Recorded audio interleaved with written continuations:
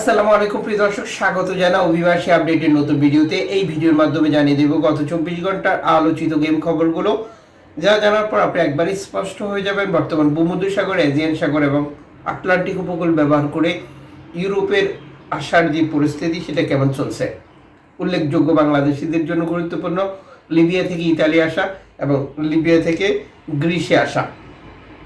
যেহেতু গ্রিসের উপত্যকা দ্বীপগুলোতে প্রতিনিয়তই বহু অভিবাসী প্রবেশ করছে, আর যে কারণে যে দ্বীপে শরণার্থীরা প্রবেশ করে সেখানে আশ্রয় কেন্দ্র, আটক কেন্দ্র বানানোর জন্য বিনিয়োগ করছে ইউরোপ ইউনিয়ন। উল্লেখযোগ্য ইউরোপের প্রথম সারির দেশগুলো মূলত অভিবাসীদেরকে মূল ভূখণ্ডে আসার সুযোগ দিতে চায় না, তারা সেখানেই রেখে বাকি প্রসেসিংগুলো সম্পন্ন করতে চায়। এমনিতে 2020 সালের পর থেকে গ্রিস শরণার্থী বিরোধী কঠিন পদক্ষেপগুলো নিচ্ছে, যেটি পর্যায়ক্রমে তাদের নীতিতে পরিবর্তন আনছে, কিন্তু অফিসিয়ালি তারা এগুলো স্বীকার করে না, কিন্তু আনঅফিসিয়ালি তাদের এই কার্যক্রম অব্যাহত রয়েছে। যদিও গত 24 ঘন্টার প্রতিবেদনও লিবিয়া থেকে এবং তুরস্ক থেকে বহু অভিবাসী গ্রিসের উপত্যকা দ্বীপগুলোতে প্রবেশ করেছে, যেটার ভিন্ন 21টি গ্রুপে তথ্য প্রচার করেছে এনজিও সংস্থাগুলো।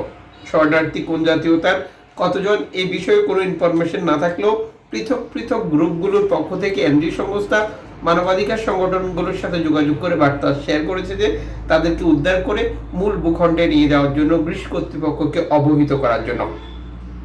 এটা হচ্ছে লিবিয়া থেকে গ্রিস এবং তুরস্ক থেকে গ্রিসের পরিস্থিতি। আর এদিকে লিবিয়া থেকে ইউরোপে আসার ক্ষেত্রে, বিশেষ করে ইতালিতে আসার ক্ষেত্রে শরণার্থীদেরকে বাধা দেওয়ার জন্য বর্তমান সরকার যে নতুন নতুন নির্দেশনাগুলো নিয়ে কাজ করছে, যেটি নিয়ে সারা পৃথিবীতে সমালোচনার ঝড় বইছে।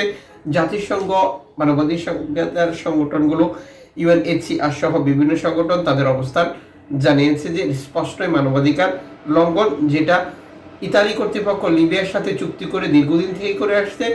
এখন এটি বন্ধ করতে চায় তারা।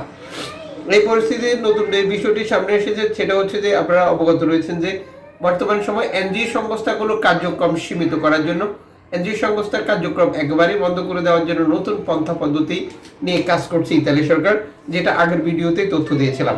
এই বিষয়টিও সামাজিক যোগাযোগ মাধ্যমে তীব্র সমালোচনার ঝড় বইছে। এদিকে এই পরিস্থিতিতেও ভূমধ্যসাগর ব্যবহার করে ইতালি উদ্দেশ্য করে যে গেমগুলো হচ্ছে সেগুলোর পরিস্থিতি একবারেই খারাপ, একবারেই ভালো নয়। যেমন সর্বশেষ তথ্য মতে 113 জন শরণার্থী মিসিং রয়েছে ভূমধ্যসাগর ব্যবহার করে, যারা ইতালিতে আসার চেষ্টা করেছিল, এবং 1292 জন শরণার্থীকে ফিরিয়ে নেওয়া হয়েছে, যেটি সর্বশেষ তথ্য মতে। আর এভাবে ভূমধ্যসাগরের কার্যক্রম বাধাগ্রস্ত করার চিন্তা ভাবনা বা